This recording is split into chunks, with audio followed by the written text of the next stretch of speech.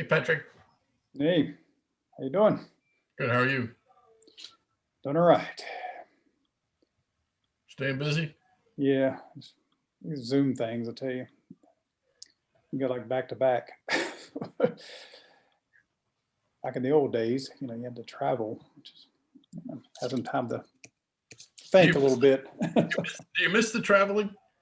I mean, not that I miss meeting in person. I mean, Yeah. I don't think these Zoom thing. I mean, a lot of times these Zoom things are fine, but I think any kind of large group meeting is not as effective, in terms of conversation. And I think eight or 10 is about max. man, We do a Zoom meeting with a church group and it gets to be 15 or 20 and it's just almost impossible. yeah, yeah.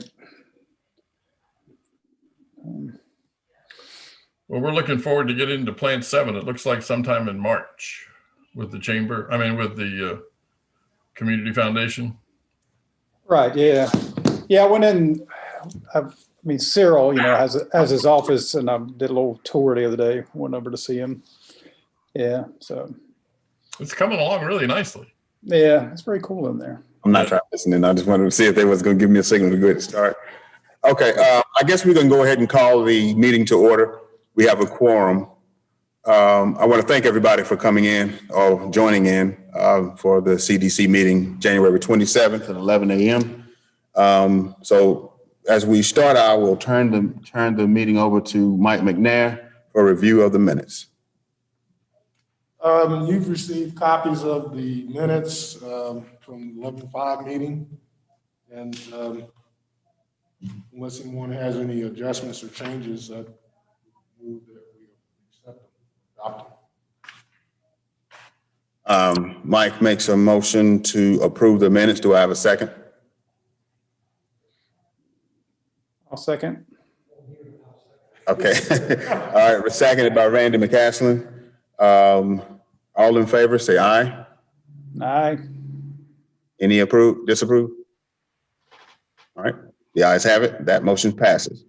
Mike, I'll turn it over back to you again for a discussion of wrap-up process. Okay, so we've been discussing with you over the last few meetings that we were going to be having a process to wrap up the things with the core CDC. And now we have in your package an actual written agreement. Basically, the city and the CDC are agreeing that to discontinue using the CDC as a vehicle for providing property for low or moderate income housing. There's a more direct method to be used or can be used statutorily. And so Mr. Belton.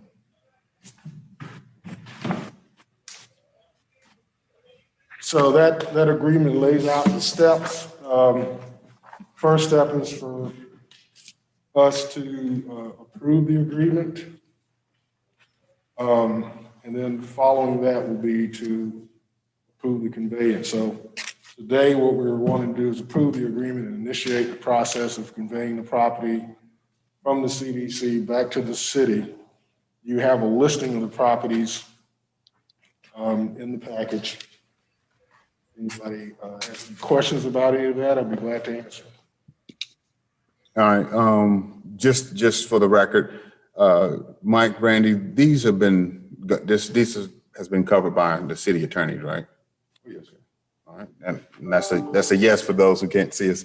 And these were properties that were initially conveyed from the city to the CDC. And so as part of the wrapping up process, those properties need to come back. Sorry, apologize. I'm trying to get to this. So Mike, this will be the last meeting? Now we'll have another meeting, as the schedule indicates. We'll have to have another meeting to really dissolve and file the necessary paperwork with the state, documenting our dissolution. So the purpose today is really just to give back the property to the city. Just a second, go ahead. You might want to get, Randy's asking a question of Mike, so if y'all can't Well, I think that's possibly unresolved. I believe the intent is to convey them all. Yeah. On board with those. Well, one of the things, and I'm glad you mentioned that, legal had mentioned that we should, in the course of making a motion, advise you that they're still comparing and confirming the contents of this agreement. There may be some tweaks to it, but conceptually and substance is basically what it is. They just need to make sure that it meets the interests of the city. But they have done a preliminary review, but they haven't quite put the final stamp on it. And there are some properties that, the city has to decide what it's going to do with them. As you mentioned, the Chavis House. We have some commercial properties. And that's just some decisions we'll have to make down the road. I know on the Chavis House, we're looking at the possibility of one or two things are going to happen. Either we're going to get it repaired one way or the other and put it back in service, or we're going to knock it down. I mean, one of the, so it can't remain the way it is. Definitely not. What I'm looking at is trying to maybe organize a Operation Inasmuch type project where the volunteers would be the Historical Preservation Society group. Okay. And have CHS come in and, make sure nobody cuts a finger off and all that. And then we would potentially pay for the materials. They provide the labor. And then maybe we can put it back in service and offer it for sale as affordable housing. But it's, that's something. If you've ever seen it, or I don't know if you've seen pictures of the interior, it's in very bad shape. Yeah. But it is a contemporary of the Coltrane House, right across the street. So there's some interest. Randy Heeman, before he left, had expressed an interest in bringing that back into service. So we're going to try to see if we can pull that off. All right.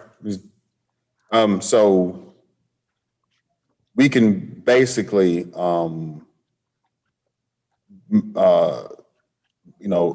to approve the agreement in its current form, but it will be amended or we may have to perfect it, but essentially. Okay. I'm recognizing Greg Ferguson, Yeah, great. City Manager, Community Services. The legal department is in the process of creating a written lease with one of the occupants of the commercial properties in the small scale manufacturing area. So there are 3 commercial properties, and Mike was referring to some of the steps that they have to take. There does need to be a written lease recorded with the city once the city obtains those properties. So that's one of the steps that they need to accomplish as part of the transaction. The Chavis property was the other property that they had looked at and said as long as the city is okay with accepting that property, then they don't have any concerns about it, but just wanted to note that originally, I guess the city didn't necessarily take title to it and the CDC did. So as long as that was acceptable to the city, then they didn't have an issue. We don't need to take action in committee or as the body to do so. We can just say yes. Okay. Yeah, the 17 properties as it sits today would be all of the properties that the core city currently owns, and it would include 3 of the commercial properties, and then the other balance are all residential lots. All right. Thank you, Greg. Is there any other questions for staff from any of the committee members? Nope. All right. I'll entertain a motion to approve the agreement.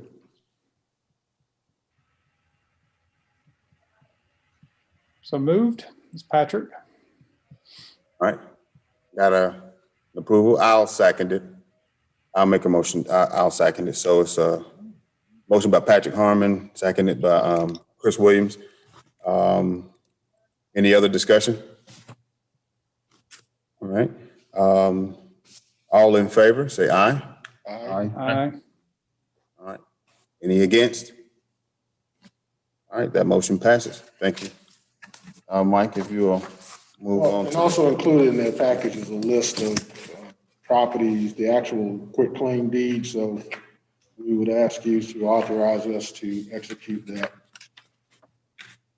I wasn't sure if we had to do that separate. I mean, we could have done, we did. Okay. All right. So I'll entertain a motion to approve the conveyance of the CDC properties to the city of So High moved. Point. So moved. All right. Is there a second? Is that okay? All right. Approved.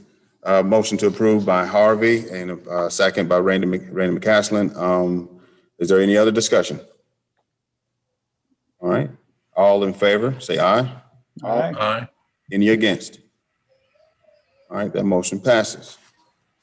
Was that all you want to bring, Mike?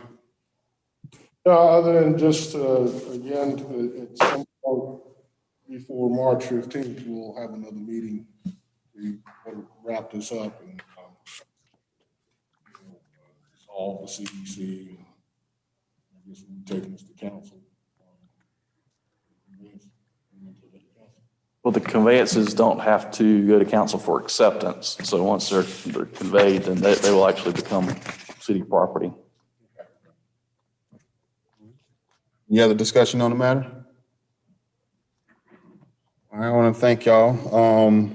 Before we move to old business, I want to thank all city staff involved in the CDC up to this point. I know it was a bit, we were juggling all kinds of things at the time, catalyst projects and new bonds, plus and plus. So, but I think y'all did great work. And I want to thank everybody who was a part of the original CDC board. I know I'm kind of basically I inherited when I took this, took the chair for the CD. But I just want to say thank y'all and appreciate the work that was put in before.